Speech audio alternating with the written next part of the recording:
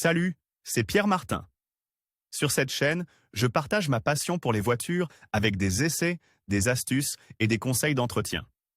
Revenons donc au sujet de la vidéo.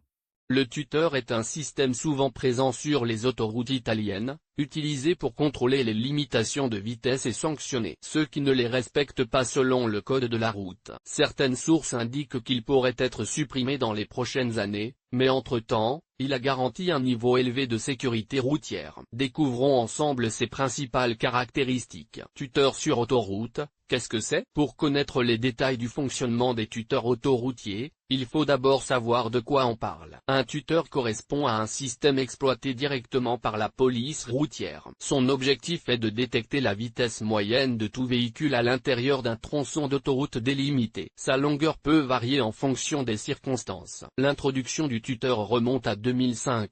Avec la possibilité de rendre les autoroutes italiennes beaucoup plus sûres. Cette prérogative a été dûment remplie avec une diminution considérable du taux d'accident, le pourcentage d'accidents avec blessés ayant baissé de 27% et celui des accidents mortels de 50%. La police routière active le tuteur sur certains tronçons et surveille les éventuelles infractions au code de la route. Fonctionnement du tuteur sur les autoroutes. À ce stade, il est nécessaire de savoir comment fonctionne un tuteur. Comme nous l'avons déjà mentionné, ce système permet de détecter la vitesse moyenne sur un tronçon d'autoroute d'une longueur généralement comprise entre 10 et 15 km. Une séquence de plusieurs capteurs installés sous l'asphalte est activée pour reconnaître le type de véhicule qui passe. En même temps, l'appareil est capable de déchiffrer les chiffres et les lettres de la plaque d'immatriculation et le moment exact où le véhicule est passé. En outre, plusieurs caméras sont installées au-dessus, reliées au capteur par des portails spéciaux. Si un véhicule roule à une vitesse conforme aux règles, aucun signal n'est émis. En revanche, si un véhicule dépasse les limites décrites dans le code de la route,